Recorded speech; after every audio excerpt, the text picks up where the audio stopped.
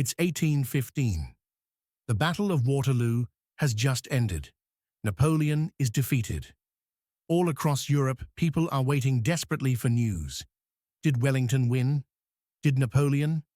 Fortunes hang in the balance. Stock markets are frozen in anticipation. In London, a man named Nathan Rothschild already knows the answer. Through a network of couriers and carrier pigeons that he's spent years building, he's received the news before anyone else, even before the British government. What he does next will become one of the most legendary moments in financial history, though the truth is far more complex than the myths suggest. Today, we're going to trace the entire story of the Rothschild family, from a cramped house in the Frankfurt Jewish ghetto to the heights of European finance. We'll separate fact from fiction, explore how one family helped shape modern banking, and understand why their success made them the target of conspiracy theories that persist to this day. This is not a story of secret world domination. It's something far more interesting. The story of how financial innovation, family loyalty, and being in the right place at the right time created one of history's most remarkable business dynasties. This is the entire history of the Rothschild family. Our story begins in Frankfurt, Germany, in the mid-1700s. But to understand the Rothschilds, you first need to understand what life was like for Jews in 18th century Europe. The Frankfurt Judengasse, literally Jews' Alley, was a walled ghetto where the city's Jewish population was forced to live. Imagine a narrow street, barely 12 feet wide in places, lined with cramped houses 3 or 4 stories tall. About 3,000 people were packed into this single street, living in conditions we'd consider uninhabitable today. Jews were subject to harsh restrictions. They couldn't own land outside the ghetto. They were barred from most professions and guilds. They had to be inside the ghetto by nightfall and weren't allowed out on Sundays or Christian holidays. They paid special taxes just for the privilege of existing. They wore identifying badges. They couldn't marry without permission from Christian authorities, who strictly limited how many Jewish marriages could occur each year. Why such restrictions? Medieval Christian Europe had banned Christians from lending money at interest. They called it usury and considered it sinful. But economies need credit to function, so Jews were pushed into money lending and financial services, the very occupations Christians claimed to despise. It was a perfect trap. Jews were forced into finance, then hated for being financiers. Into this world, in 1744, was born Meyer Amschel Rothschild. His family name came from the red shield, Rothschild, in German, that hung outside their house in the ghetto. Meyer's father was a small-time merchant and currency trader. When both parents died in a smallpox epidemic, young Meyer was sent to Hanover to train as a clerk in a banking firm. There, he learned the fundamentals of banking and developed a particular expertise in rare coins and medals. Here's where the story gets interesting. Meyer returned to Frankfurt and started dealing in rare coins, which brought him into contact with wealthy collectors. One of his clients was Crown Prince Wilhelm of Hesse, one of the richest men in Europe. Wilhelm had a passion for collecting rare coins, and Meyer had a talent for finding them. Think about what Meyer was doing. He wasn't just selling coins. He was building relationships with the powerful. He was patient, reliable, and discreet.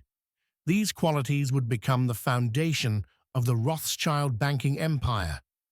By the 1760s, Meyer had established himself as a coin dealer and small-time banker in Frankfurt. He married Gutili Schnapper in 1770. She would be his partner in building a dynasty.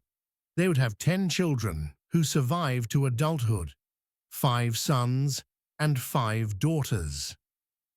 The Rothschild house in the Judengasse was cramped, but it became the nerve center of a growing business. Meyer conducted business on the ground floor while the family lived upstairs. His sons worked alongside him from a young age, learning the family trade. Meyer's big break came through his relationship with Prince Wilhelm. When Wilhelm needed discreet financial services, managing his enormous fortune, making loans, handling payments, Meyer was there. The prince had made his fortune renting Hessian soldiers to the British to fight in the American Revolution. Yes, the British forces that fought George Washington included thousands of German mercenaries, and Wilhelm got rich from the arrangement. But here's what's crucial to understand. Meyer wasn't manipulating European nobility. He was providing a service they desperately needed. The late 18th century was a time of war, revolution, and upheaval. Traditional aristocrats found their world changing rapidly. They needed people who could move money discreetly, extend credit, and operate across borders. Meyer Rothschild, despite all the restrictions placed on Jews, was positioned to do exactly that. By the 1790s, Meyer's business was thriving. He dealt in coins, bills of exchange, and government bonds. He arranged loans and managed investments, and he was training his 5 sons in every aspect of the business. Those 5 sons would transform a Frankfurt ghetto business into a European financial powerhouse. Their names were Amschel, Salomon, Nathan, Karl, and James. And Meyer had a plan for them. Meyer Amschel Rothschild understood something fundamental about business in the early 19th century: information and presence. If you wanted to operate across Europe, you needed people you could trust absolutely in every major financial center. Family was the only answer. The Rothschild family symbol became 5 arrows bound together, representing the 5 brothers, stronger together than apart. Meyer's strategy was to establish his sons in the 5 most important cities in Europe. Amschel, the eldest, would stay in Frankfurt and take over the family's original business, but the other 4 brothers would spread across Europe. Nathan went to Manchester, England, then London. Salomon went to Vienna, Austria. Karl went to Naples, Italy. And James, the youngest, went to Paris, France. This wasn't just expansion, it was revolutionary. Most businesses of the era were local, or at best, national. The Rothschilds created Europe's first truly multinational bank, with branches in 5 countries, all controlled by one family. Let's focus on Nathan, because his story in London is central to understanding how the Rothschilds rose to prominence. Nathan Rothschild arrived in Manchester around 1798, in his early 20s. He started as a textile merchant, buying cotton goods and selling them across Europe. But Nathan was ambitious and brilliant. He saw that the real money wasn't in goods. It was in the financial instruments that paid for those goods. By 1805, Nathan had moved to London and was operating as a merchant banker. His timing was impeccable. Britain was at war with Napoleon, and the British government needed enormous sums of money to fund the war effort. They also needed to get money to their allies on the continent. Austrian, Prussian, and Russian armies Fighting Napoleon. Here's where the Rothschild network became invaluable. How do you safely transfer gold across a continent at war? You can't just ship it. French forces would seize it. The Rothschilds had a solution. The five brothers created a system of bills of exchange and bonds that could move value across borders without moving physical gold. Money deposited with Nathan in London could be made available to Salomon in Vienna, who could pay the Austrian army. The Rothschilds made their profit on the exchange rates and commissions, but more importantly, they made themselves indispensable to European governments.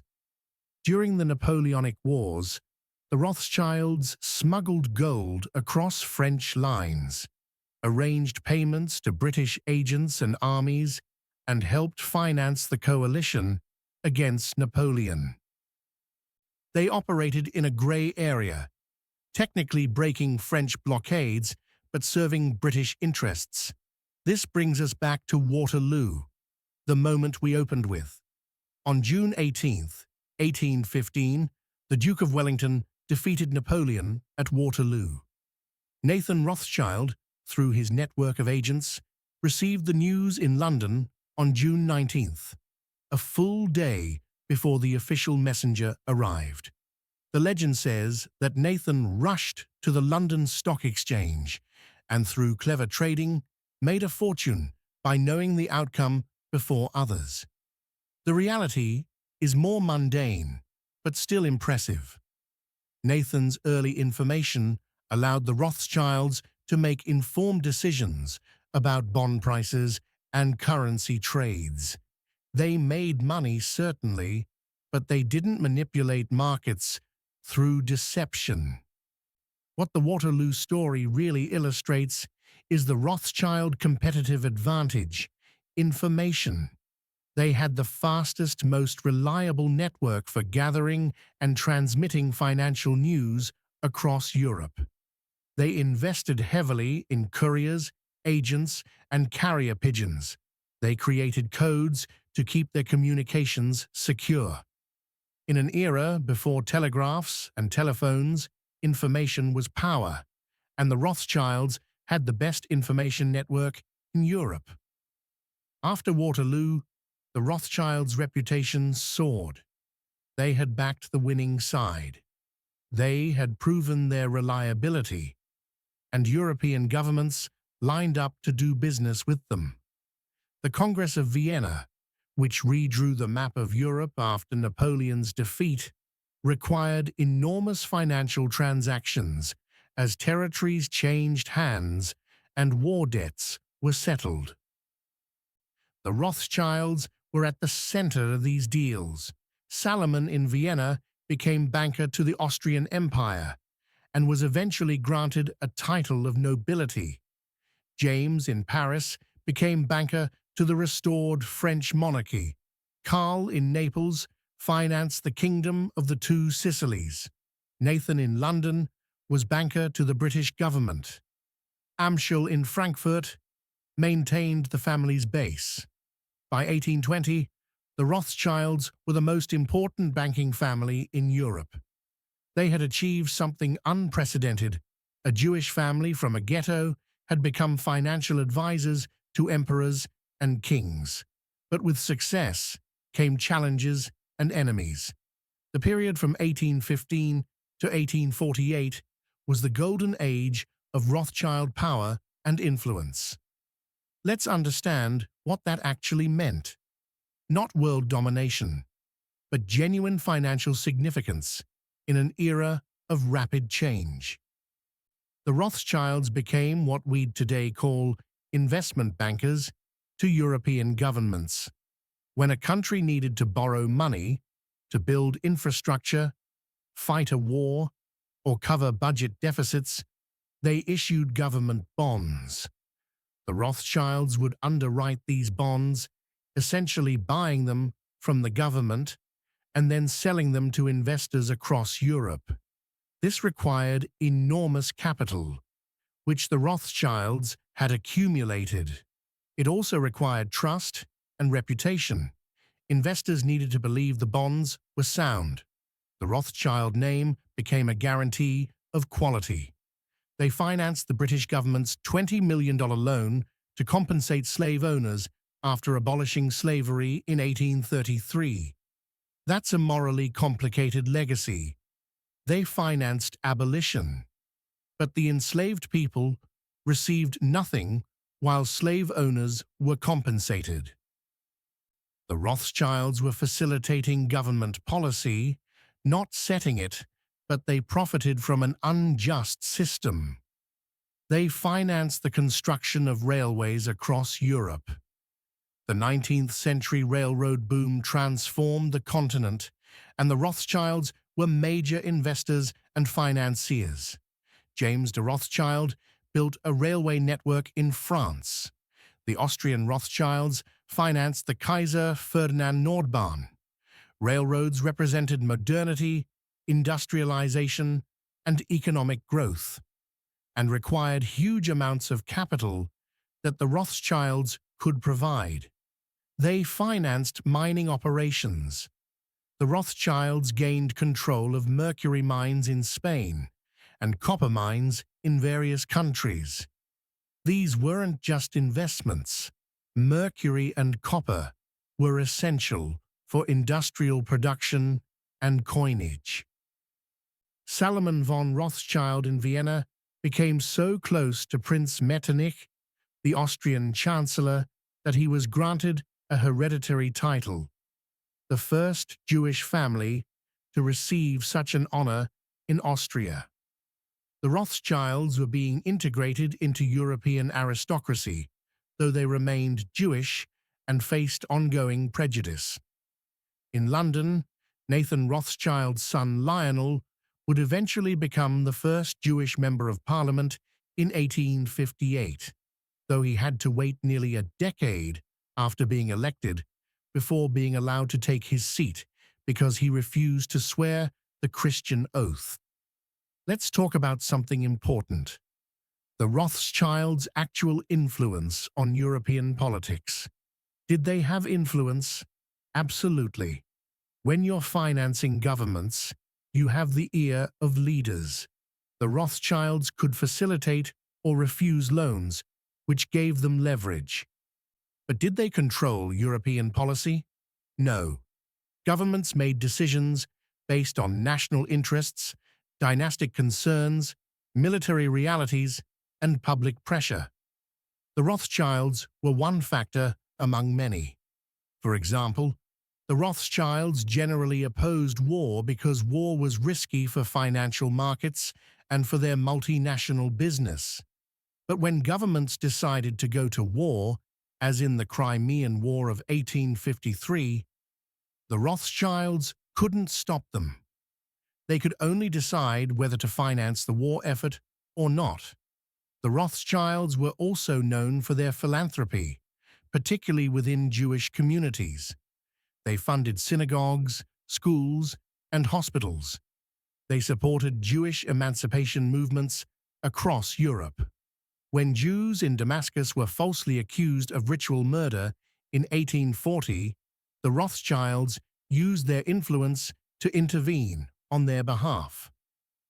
Nathan Rothschild's wife, Hannah, was known for her charitable work in London. The family gave generously to both Jewish and non-Jewish causes, though their Jewish philanthropy was especially significant given ongoing discrimination. By the 1830s and 1840s, the Rothschilds had become symbols of both financial modernity and Jewish success. For progressives and liberals, they represented how merit could triumph over prejudice. For conservatives and anti-Semites, they represented a threat to traditional Christian social order. The 1840s saw revolutions sweep across Europe. In 1848, uprisings occurred in France, Austria, the German states, and Italy. These revolutions were driven by demands for democracy, national independence, and social reform. The Rothschilds, as establishment financiers closely tied to monarchies, were affected by these upheavals. James de Rothschild's Paris mansion was threatened by revolutionary mobs. Salomon von Rothschild fled Vienna temporarily during the revolution there. The revolutions were eventually suppressed, and the old order largely restored. The Rothschilds survived, but the experience showed the limits of their power. They had wealth and influence, but they couldn't control the forces of nationalism, democracy, and social change sweeping across Europe. The mid-19th century also saw the rise of explicit anti-Semitic propaganda targeting the Rothschilds. Political cartoons portrayed them as sinister puppet masters controlling European governments. Pamphlets claimed they were part of Jewish conspiracies to dominate Christian societies. These attacks intensified precisely because the Rothschilds were successful. Their success challenged anti-Semitic claims that Jews were inherently inferior. So anti-Semites invented new claims that Jewish success came through conspiracy and manipulation rather than talent and work. Understanding this propaganda is crucial because it set patterns that continue to this day. The Rothschilds became, in anti-Semitic imagination, symbols of supposed Jewish power, exaggerated far beyond reality and used to justify prejudice against all Jews. One of the most famous Rothschild deals illustrates both their genuine financial capabilities and how stories about them get embellished into legend. In 1875, the British government learned that the Khedive of Egypt, basically the ruler under Ottoman authority, was in financial trouble and wanted to sell his shares in the Suez Canal Company. The canal, which had opened in 1869, was strategically vital. It connected the Mediterranean to the Red Sea, dramatically shortening the sea route from Europe to India. The canal had been built by French engineer Ferdinand de Lesseps and was largely French-controlled. The Khedive owned 44% of the shares, a huge stake. If the British government could buy these shares, Britain would have significant control over this crucial waterway. There was one problem. Parliament wasn't in session, so the government couldn't immediately authorize spending the $4 million needed. Prime Minister Benjamin Disraeli needed the money quickly before the French or someone else bought the shares. Disraeli turned to Lionel de Rothschild, Nathan's son, who by this time ran the London Bank. According to legend, when Lionel was asked if he could loan the government $4 million, he simply ate a grape he was holding and said, yes. The reality was more complex, but still impressive. The Rothschilds could indeed provide $4 million on short notice. That demonstrated their enormous capital resources.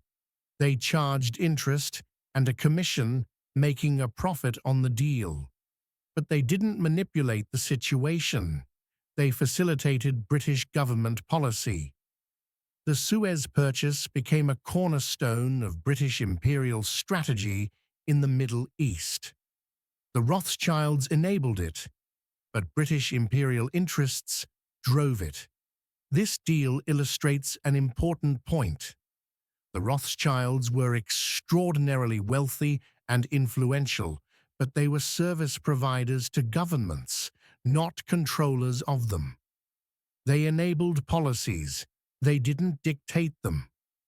By the late 19th century, the Rothschild banks were involved in financing projects around the world.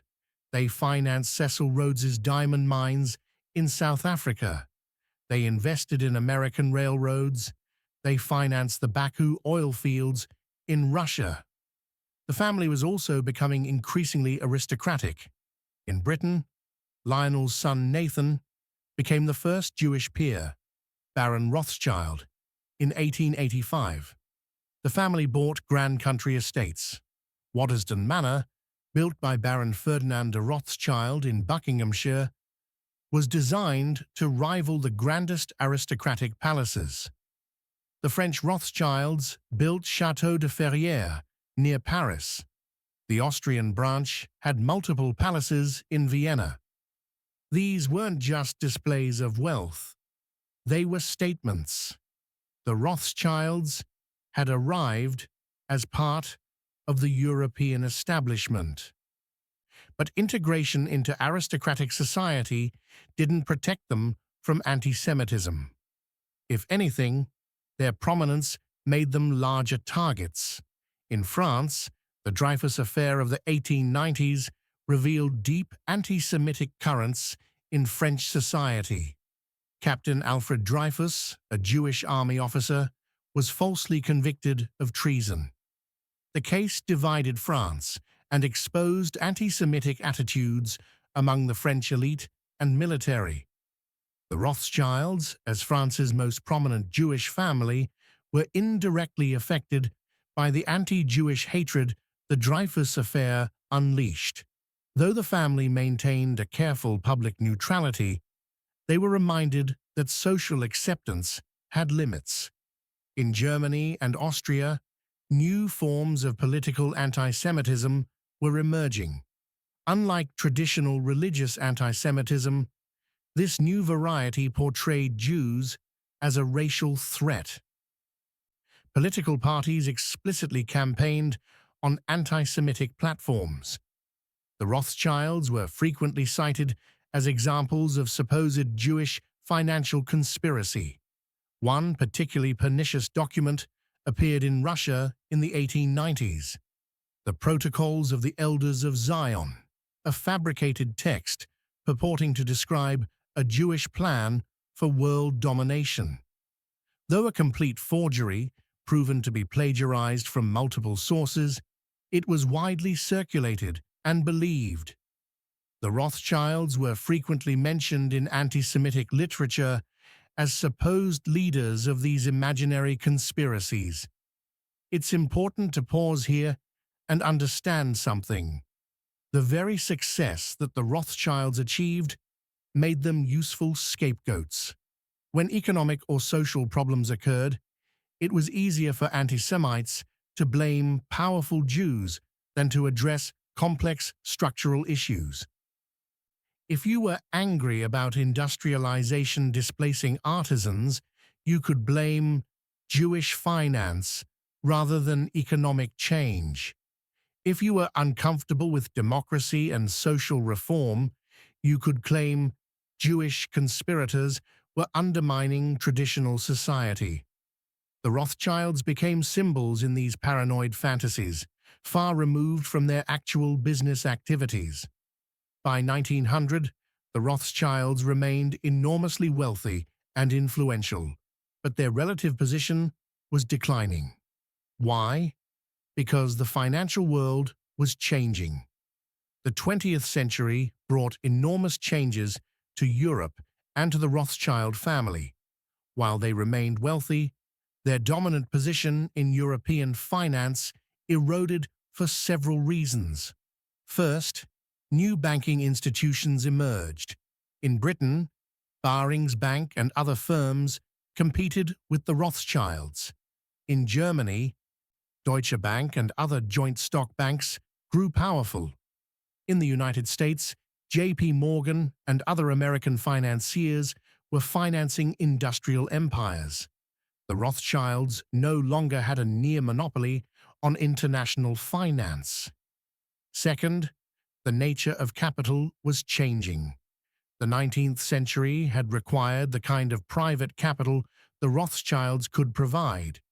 But the 20th century saw the rise of corporation-based finance, stock markets, and central banks that reduced the need for family banking houses.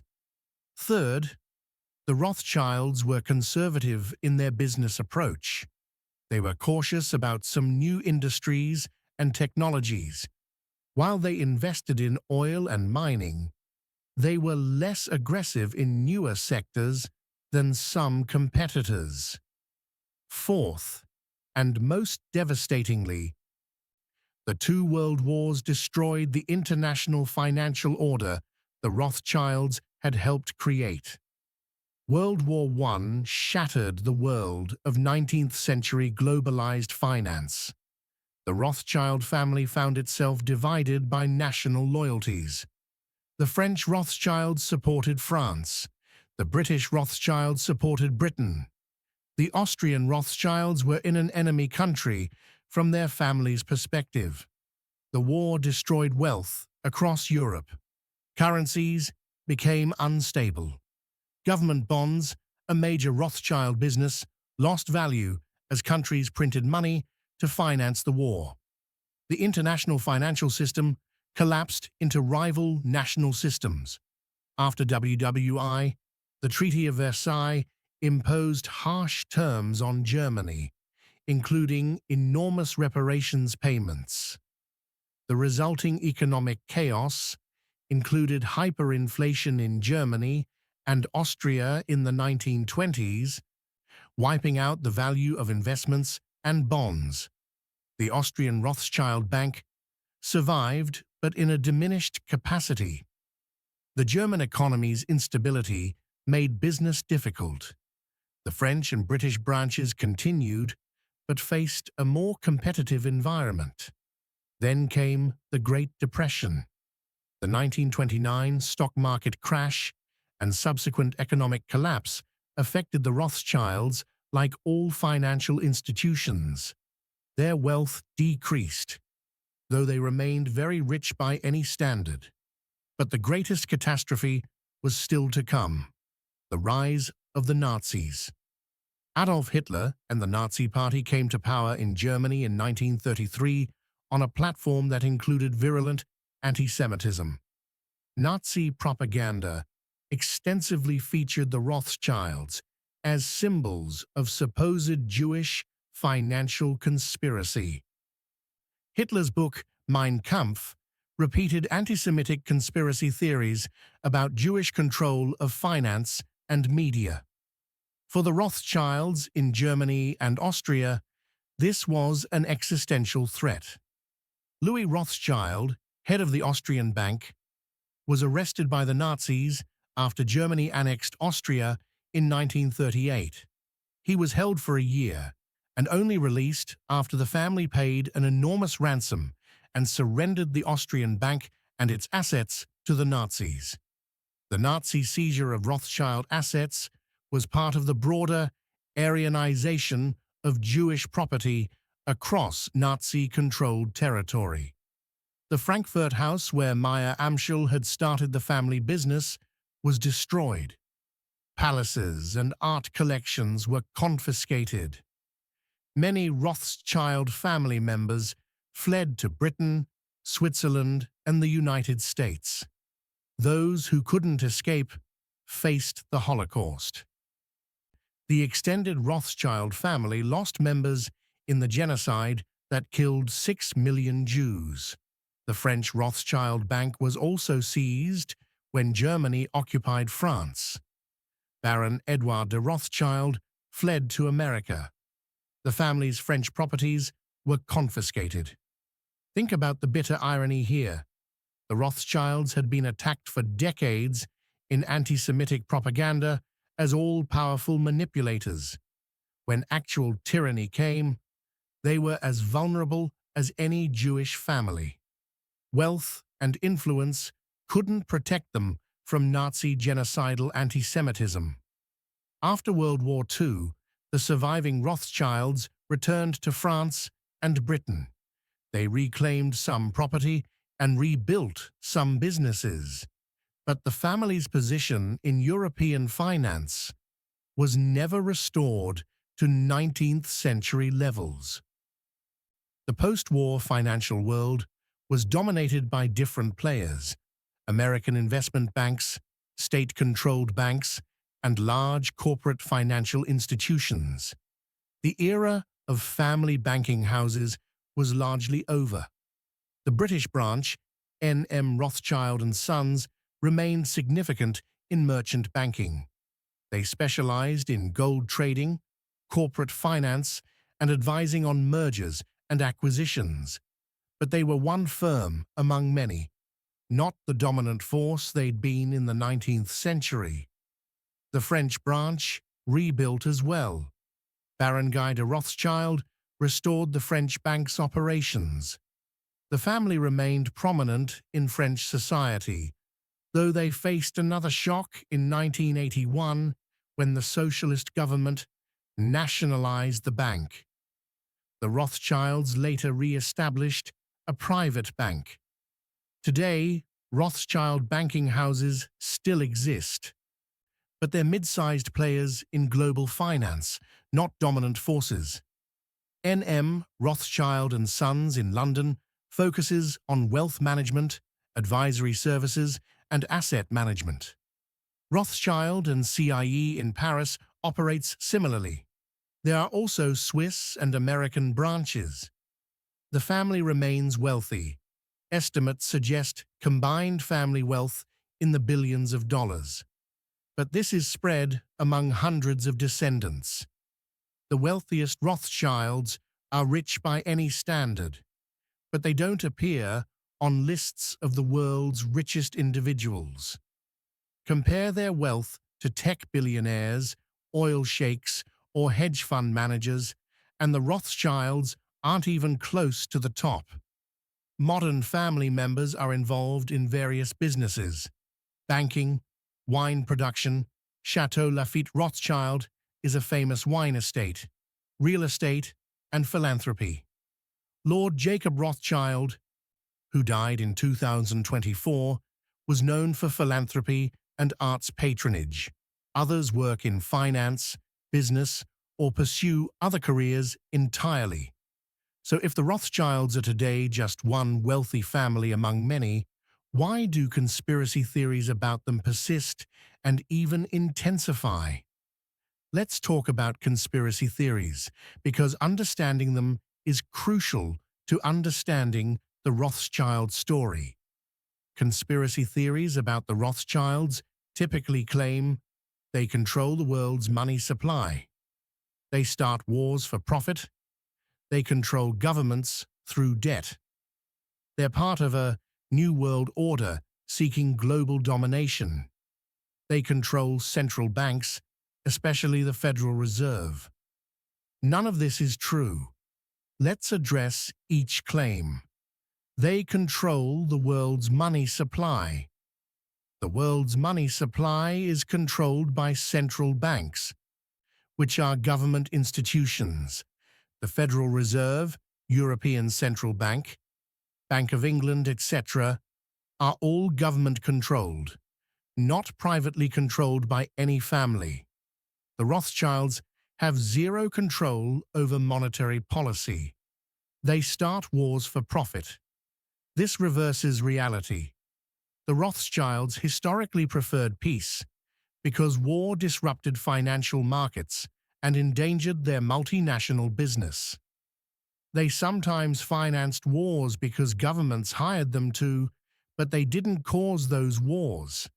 Governments start wars for territorial, ideological, or political reasons, not because bankers want them to.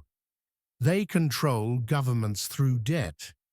Governments borrow money from many sources, selling bonds to institutions and the public, borrowing from international organizations, etc. The Rothschilds were never the sole creditors to any major government, and being a creditor doesn't give you control. If it did, China would control the US, because China holds US Treasury bonds. New World Order. This is just updated anti-Semitism. The idea of Jews secretly conspiring to dominate the world is an ancient anti-Semitic trope. Dressing it up with modern language doesn't make it less bigoted. They control central banks. Central banks are government institutions with complex governance structures. The Federal Reserve, for example, is a government agency with a board of governors appointed by the president and confirmed by the Senate. The Rothschilds have no involvement in the Federal Reserve's operations or policy. So why do these theories persist? First, anti-Semitism. Many conspiracy theories about the Rothschilds are simply updated versions of centuries-old anti-Semitic claims about Jews. The Protocols of the Elders of Zion, though a proven forgery, still circulates. Modern conspiracy theories often just substitute Rothschilds or bankers for Jews, but the underlying prejudice is the same. Second, complexity and anxiety. Modern finance is genuinely complex and can feel mysterious to most people. When economic crises occur, recessions, financial crashes, unemployment, people want simple explanations. Secret bankers are manipulating everything is simpler than understanding complex interactions of monetary policy, fiscal policy, market dynamics, and global economics. Third, the Internet. Conspiracy theories spread rapidly online. Social media algorithms promote engaging content, and conspiracy theories are engaging. They offer simple explanations, name villains, and make believers feel like they have special knowledge. A YouTube video claiming the Rothschilds control everything gets more views than a nuanced discussion of financial history. Fourth, political convenience. Throughout history, people with political agendas have found it useful to blame Jews for social problems. Whether it's medieval rulers blaming Jews for plagues, Nazis blaming Jews for Germany's problems, or modern extremists blaming Jews for economic inequality, anti-Semitism deflects attention from actual causes and solutions. The Rothschild conspiracy theories are particularly pernicious because they take a real family with a real history and transform them into symbols of imagined evil. This has real consequences. When conspiracy theories circulate, they contribute to anti-Semitism broadly. If people believe powerful Jews control the world, they're more likely to hold prejudiced views about Jewish neighbors, colleagues, and fellow citizens. Conspiracy theories normalize bigotry. They also prevent genuine understanding of how financial and political systems work. If you believe secret conspiracies control everything, you won't engage with real issues: regulatory policy, income inequality, corporate power, political lobbying, and how to reform systems democratically. In recent years, Rothschild conspiracy theories have been amplified by various groups: far-right extremists, some anti-globalization activists, some populist movements, and some segments of cryptocurrency advocates who distrust traditional banking. The theories appear across the political spectrum, united by anti-Semitism and simplistic thinking. It's worth noting that the Rothschild family itself has generally avoided directly addressing these conspiracy theories. They maintain private lives and don't typically give interviews about the wild claims made about them. It's an understandable strategy. Engaging with conspiracy theories can amplify them. So what should we learn from the Rothschild story? What does their history actually teach us? First, success despite prejudice is possible, but shouldn't be necessary. The Rothschilds succeeded despite enormous legal, social, and religious discrimination. Mayer Amschel built a business despite being confined to a ghetto. His sons became bankers to kings, despite laws restricting Jewish participation in most professions. But the lesson isn't discrimination is fine, because some people overcome it. The lesson is that prejudice wastes human potential. How many other talented people in that Frankfurt ghetto never got the opportunities the Rothschilds created for themselves? How much genius and creativity have been lost throughout history because of discrimination? Second, family cohesion can be a powerful business advantage. The Rothschilds succeeded partly because they trusted each other completely. The five brothers cooperated rather than competed. They communicated constantly. They arranged marriages within the extended family to keep wealth concentrated. This strategy had costs: genetic disorders from intermarriage, pressure on individual family members, but it created business success. Modern businesses try to replicate this through corporate culture and incentive structures, but family bonds are uniquely powerful. Third, information is power. The Rothschilds' competitive advantage in the 19th century was their information network. They knew what was happening across Europe before competitors or even governments. They invested heavily in communications infrastructure. Today, we live in an information age where data is the most valuable resource. The Rothschilds understood this principle 200 years ago. Fourth, innovation matters. The Rothschilds didn't invent banking, but they innovated multinational coordinated banking. They developed techniques for moving value across borders. They created financial instruments that served government needs. They adapted to changing circumstances. Their relative decline in the 20th century came partly from becoming conservative, from not adapting as quickly to new forms of finance. It's a reminder that past success doesn't guarantee future success without continued innovation. Fifth, wealth doesn't equal control. This is crucial for debunking conspiracy theories. The Rothschilds were extraordinarily wealthy and influential, especially in the 19th century. They had access to powerful people and could facilitate or refuse deals, but they didn't control governments. They couldn't prevent wars. They couldn't control economic trends.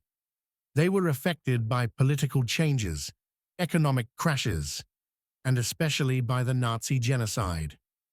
Wealth is power, but it's not unlimited power, and it doesn't make you invulnerable. Sixth, integration has limits in societies with deep prejudice. The Rothschilds became aristocrats, bought palaces, socialized with royalty, and tried to integrate into European elite society, but they remained Jewish, and in times of crisis, that made them vulnerable. When the Nazis came to power, titles and wealth didn't protect them.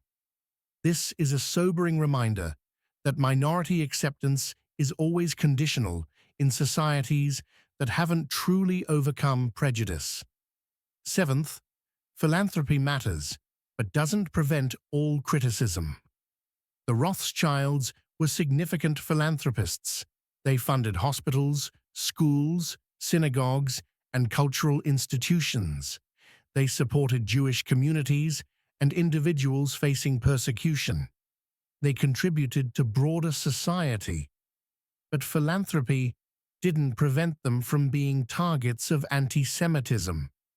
In fact, their high profile sometimes made them bigger targets. Doing good is worthwhile for its own sake, but it's not protection against prejudice. Eighth, the gap between reality and reputation can be enormous. The real Rothschilds, a family that built a successful business through hard work, innovation, and some luck, bear little resemblance to the mythical Rothschilds of conspiracy theories. This is a reminder to be skeptical of simplistic narratives about any powerful people or institutions. Reality is almost always more complex than conspiracy theories suggest. Ninth, the financial system should serve society, not control it. The Rothschilds operated in an era when private bankers had enormous power because financial systems were less developed. Modern financial regulation, central banking, and corporate finance distribute power more broadly, though still imperfectly. The lesson isn't to fear finance, but to ensure it's democratically accountable and serves public purposes, not just private profit. Tenth, history is complicated. The Rothschild story includes elements of triumph over adversity, entrepreneurial success, family loyalty, and philanthropy. It also includes profiting from morally questionable activities like financing slavery compensation and working with authoritarian regimes. We can acknowledge both the impressive aspects of their achievement and the problematic elements of their business choices. Real history is messy. Real people and institutions are mixtures of admirable and questionable actions. The Rothschild story is inseparable from broader Jewish history in Europe. Their rise coincided with Jewish emancipation, the gradual process by which European Jews gained civil rights and emerged from legal restrictions. When Meyer Amschel was born in 1744, Jews across Europe lived under severe restrictions. They were confined to ghettos, excluded from most professions, and subject to special taxes and regulations. They were, in legal terms, a separate and inferior category of residents. By the time his grandchildren reached adulthood in the mid-19th century, much had changed. In Western Europe, Jews were gaining citizenship, entering universities, and participating in public life. The Rothschilds both benefited from and contributed to this process. Their success demonstrated Jewish capability when given opportunities. This challenged anti-Semitic claims about Jewish inferiority. But their prominence also made them targets for those who resented Jewish emancipation. The Rothschilds supported Jewish causes throughout their history. They funded the construction of synagogues across Europe. They supported Jewish schools and hospitals. They helped Jewish refugees and intervened when Jewish communities faced persecution.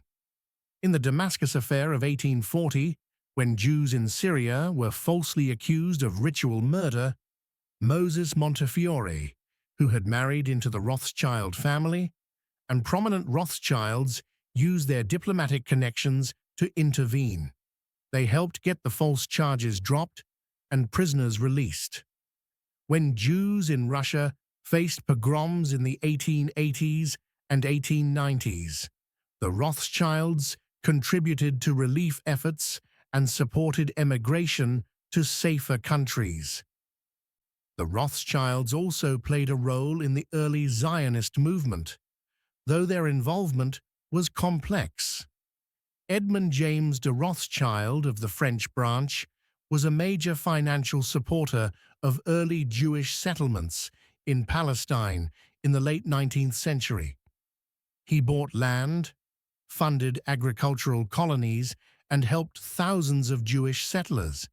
However, not all Rothschilds supported Zionism.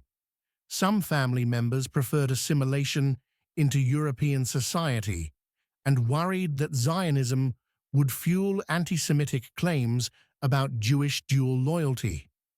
The family's relationship with Zionism reflected broader debates within Jewish communities about the best path forward. The Balfour Declaration of 1917, in which Britain supported the establishment in Palestine of a national home for the Jewish people, was addressed to Lord Walter Rothschild, a prominent member of the British Zionist Federation. This has led to conspiracy theories about Rothschild control of Israel, but the reality is simpler. Rothschild was a prominent British Jew and Zionist, so the Foreign Secretary addressed the declaration to him as a symbolic gesture. The Holocaust devastated the Jewish communities that the Rothschilds had been part of. The Frankfurt ghetto, where their story began, was destroyed. The Austrian and German Jewish communities were nearly annihilated. The French Jewish community suffered mass deportations. Some Rothschild family members died in the Holocaust. Many more lost friends, distant relatives, and connection to the Jewish communities of Central and Eastern Europe. The trauma of the Holocaust marked the family, as it marked all Jewish families who survived. After World War II, the Rothschilds continued their support for Jewish causes and for Israel. They funded hospitals, universities, and cultural institutions. In Israel, Rothschild Boulevard in Tel Aviv and various institutions bear the family name in recognition of their support. But the family remained primarily European, integrated into British and French society. They are simultaneously Jewish and thoroughly Western European in culture and identity, a position that reflects the complex history of Jewish life in modern Europe. The Rothschild experience illustrates several themes in Jewish history. First, the tension between integration and identity. Should Jews assimilate into broader society or maintain distinct identity? The Rothschilds did both. They became British and French aristocrats while remaining committed to Jewish community and causes. Second, the persistence of anti-Semitism despite success. No matter how wealthy, cultured, or integrated Jews became, anti-Semitism persisted. The Rothschilds couldn't buy their way out of being targets of prejudice.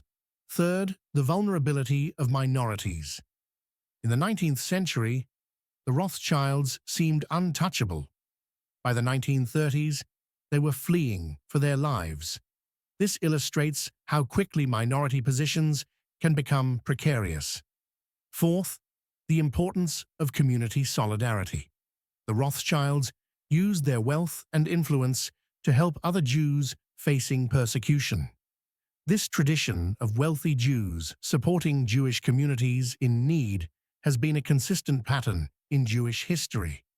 Fifth, the diversity of Jewish responses to modernity. Some Rothschilds were Zionists, others weren't. Some were religiously observant, others less so. Some married within the faith, others married out. Jewish history isn't monolithic. It includes diverse responses to the challenges of living as a minority in Christian-dominated societies. The Rothschild story raises important questions about wealth, power, and democracy that remain relevant today. In the 19th century, the Rothschilds and other private bankers had enormous power because they controlled capital that governments needed. If a government wanted to borrow money to fund a war, build infrastructure, or cover deficits, they had to negotiate with private banks. This gave bankers significant leverage. They could refuse loans to governments whose policies they opposed. They could demand policy changes as conditions for lending. They could influence government decisions through their financial power. Was this democratic? Not really. Bankers weren't elected. They weren't accountable to voters. Yet they had significant influence over government policy. The 20th century saw efforts to reduce this private financial power through several mechanisms. First, central banks.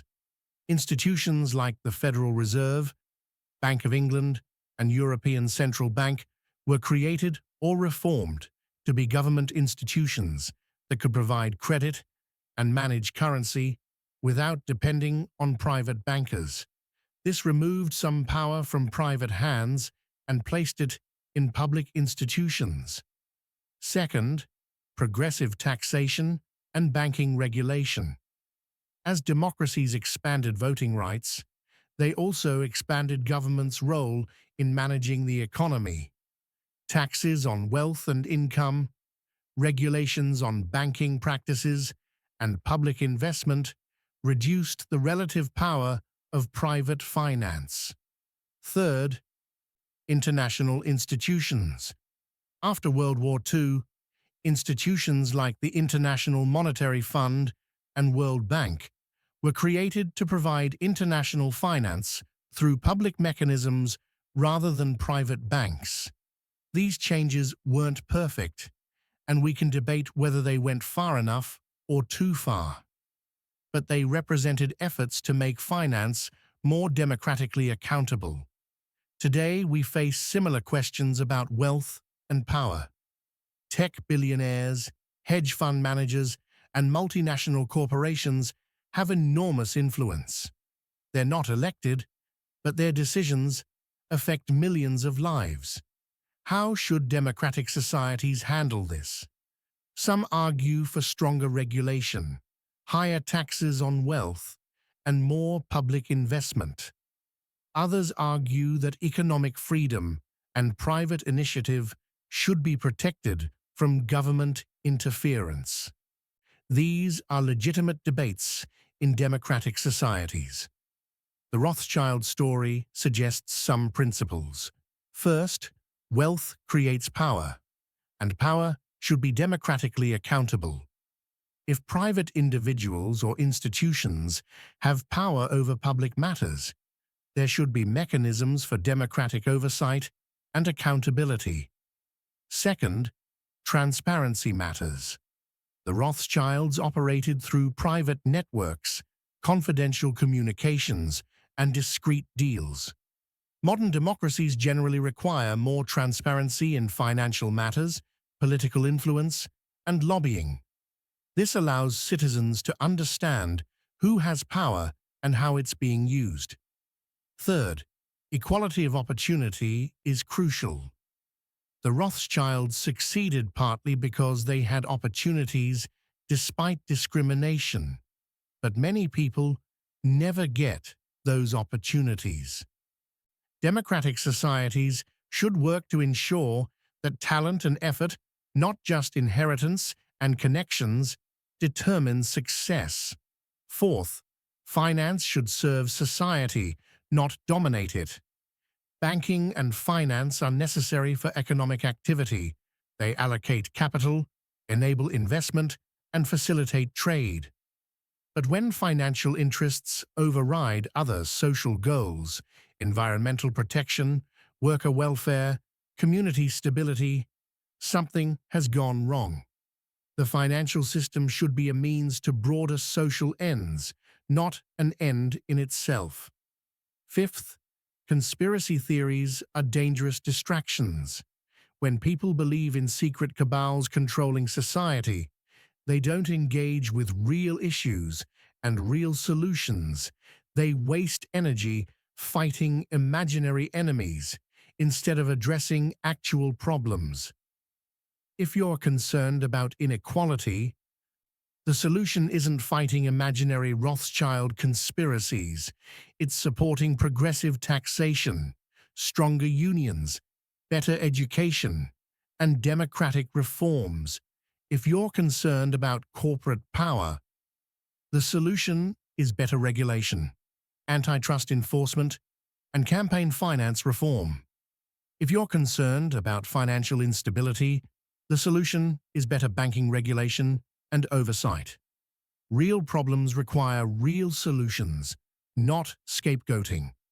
Sixth, the past matters for understanding the present. The Rothschilds' historical role in European finance helps us understand how modern financial systems developed.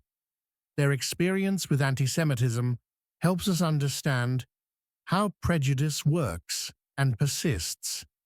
Their family's story illuminates broader themes in Jewish history, European history, and economic history.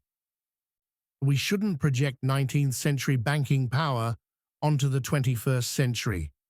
The financial world has changed dramatically. Understanding the actual history helps us avoid both romanticizing the past and making false analogies to the present. So what is the Rothschild legacy? What impact did this family have on history, and what should we remember them for? First, and most obviously, they transformed international banking. Before the Rothschilds, banking was mostly local, or at best, national. The Rothschilds created the first truly multinational bank, with branches in 5 countries, all coordinated by one family. They pioneered techniques for moving value across borders, for managing currency exchanges, and for underwriting government bonds on an international scale. Modern investment banking owes something to Rothschild innovations. Second, they demonstrated that family businesses could operate on an international scale. The coordination between the 5 brothers, maintained through constant communication and family loyalty, was their competitive advantage. This model influenced other family businesses and multinational corporations.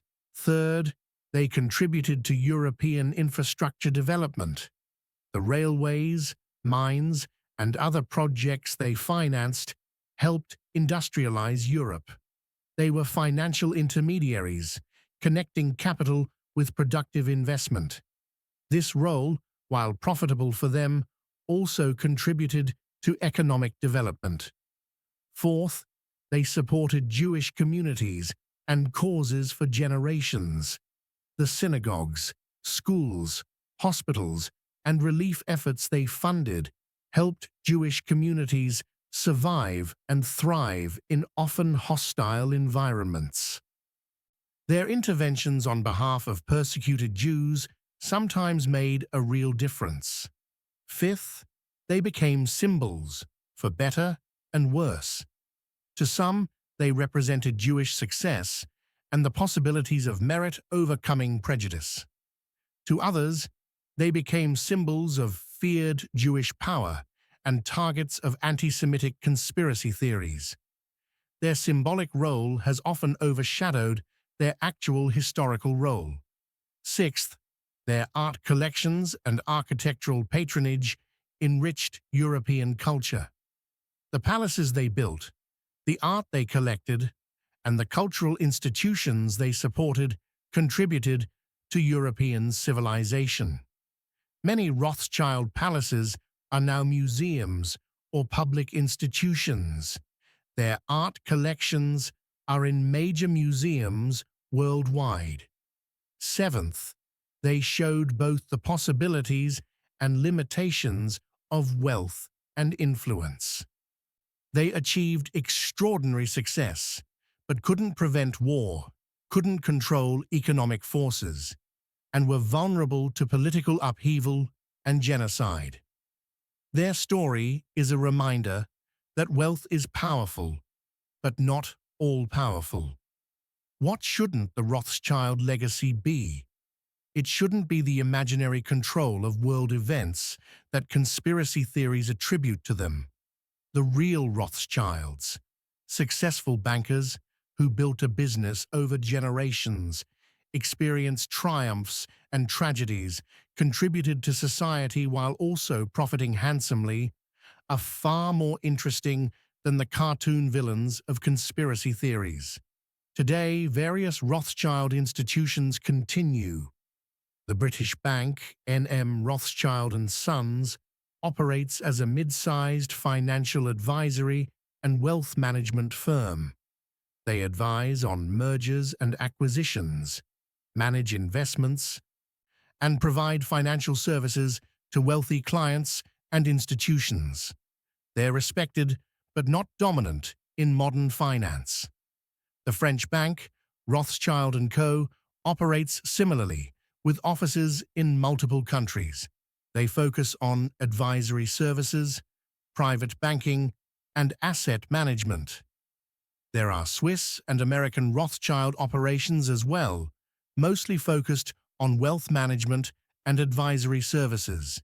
The family's wine estates produce highly regarded wines. Chateau Lafite Rothschild, Chateau Mouton Rothschild, and other estates bear the family name and represent continuity with their 19th century investments in French viticulture. Various family members pursue different paths. Some work in the family banks.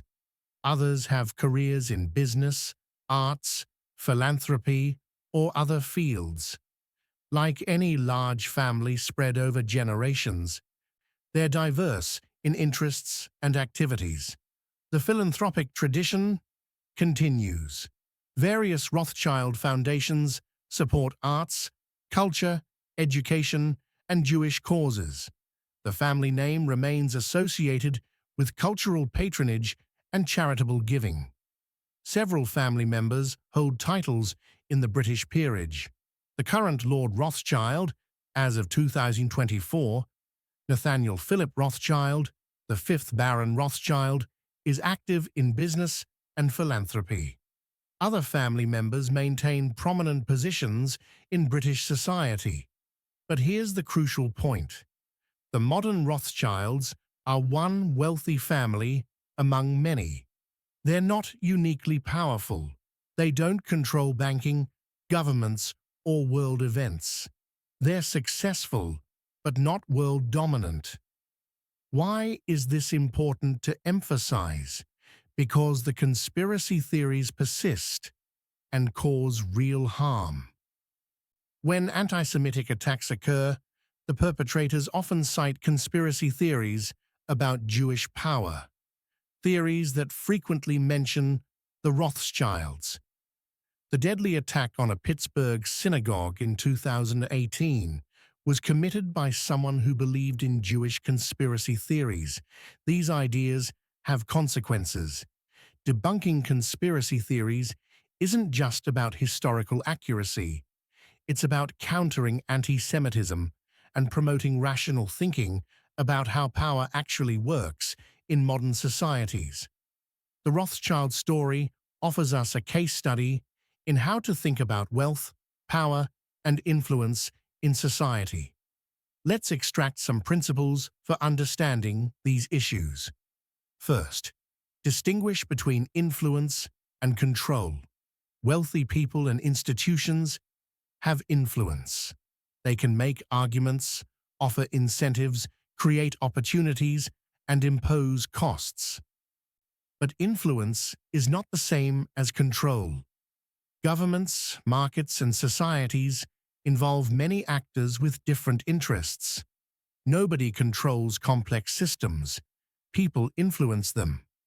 The Rothschilds could influence government borrowing decisions, but they couldn't force governments to borrow or control what governments did with borrowed money. They could facilitate or complicate certain policies, but ultimate decisions rested with elected or appointed government officials. Second, follow the money, but follow it accurately. Financial relationships do matter. If someone profits from a particular outcome, that creates an incentive. But conspiracy theories vastly overstate these connections and ignore all other motivations. Yes, the Rothschilds profited from government bonds. But governments issued bonds to fund actual projects and policies, infrastructure, wars, administration. The tail wasn't wagging the dog. Governments decided on policies, financiers facilitated them or refused, and governments found other sources. Third, complexity is real. Modern financial systems, international relations, and economic dynamics are genuinely complex. Simple explanations, the Rothschilds control everything, are almost certainly wrong because reality is complicated. Understanding how central banks work, how international trade operates, how government budgets function, how financial markets behave. This takes effort and education, but it's worth it because it leads to accurate understanding rather than paranoid confusion. Fourth, beware of scapegoating. When bad things happen, economic crises, wars, social disruption, there's a temptation to find a villain to blame.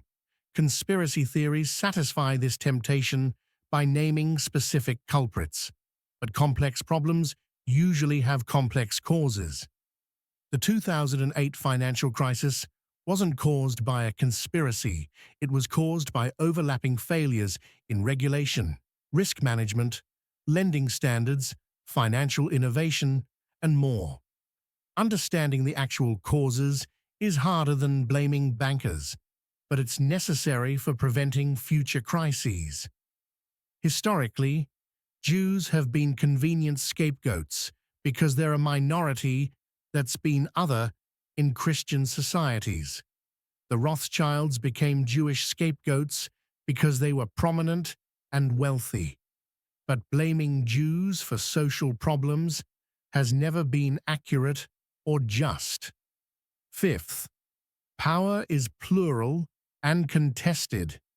In complex societies, different actors have different forms of power: political power, economic power, cultural power, military power, ideological power.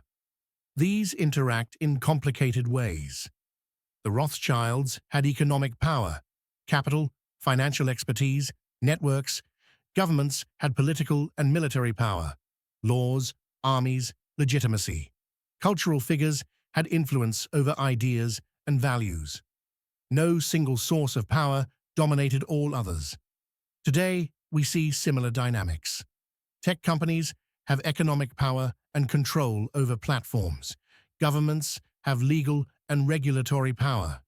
Media shapes public opinion. Social movements mobilize citizens. Understanding how these different forms of power interact is more accurate than believing any one group controls everything. Sixth, institutions matter more than individuals. The Rothschild story is told through individuals, Mayer, Nathan, Lionel, etc., because individuals make for compelling narratives. But institutions and systems matter more than individual actors. The financial system exists because economies need mechanisms for allocating capital. Banks exist because this function needs to be performed. If the Rothschilds hadn't done it, others would have. In fact, others did. Barings, Morgan, Deutsche Bank, and many more. Focusing too much on individual actors, whether Rothschilds, Rockefellers, Soroses, or Gates, can miss the broader institutional and systemic patterns that shape outcomes. Seventh, democracy requires transparency and accountability. One legitimate concern about 19th-century private banking was the lack of democratic accountability. Wealthy private individuals made decisions that affected entire societies without being subject to democratic oversight.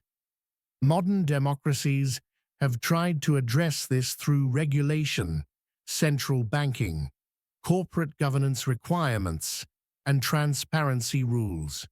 These aren't perfect, but they're attempts to make economic power more democratically accountable.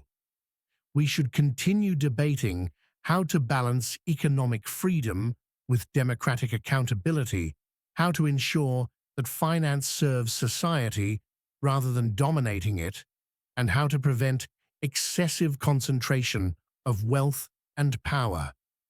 These are legitimate democratic debates. What we shouldn't do is give up on democratic solutions in favor of conspiracy theories. The answer to concerns about wealth concentration isn't blaming imaginary conspiracies, it's supporting actual democratic reforms. Eighth, Historical context matters. The Rothschilds operated in specific historical contexts: 19th century European monarchies, the Napoleonic Wars, Industrial Revolution, Jewish emancipation. Understanding these contexts explains their success and limitations. Similarly, modern wealthy individuals and institutions operate in our historical context: globalization, digital technology, neoliberal economics, climate change. Understanding context helps us think clearly about power and how to address its excesses or abuses. Ninth, evidence matters. Conspiracy theories rely on speculation, insinuation, and connecting dots that don't actually connect. Historical reality relies on evidence: documents, records, verifiable facts. The historical Rothschilds left extensive records: business documents, letters, memoirs, contemporary accounts. Historians have studied these materials for decades. The picture that emerges is of successful bankers, not world-controlling conspirators. When someone makes claims about the Rothschilds, or anyone else, ask, what's the evidence? Are there primary sources? Do historians who study this period support these claims, or is it speculation based on prejudice and paranoia? We've covered more than 250 years of history, from a cramped house in the Frankfurt ghetto to multinational banking, from persecution to prominence, from historical reality to conspiracy theory mythology. What should you take away from the Rothschild story? First, success is possible even in hostile circumstances, but it shouldn't require overcoming enormous barriers. The Rothschilds succeeded despite anti-Semitism, legal restrictions, and social prejudice. That's admirable. But the lesson isn't to celebrate discrimination that some overcome.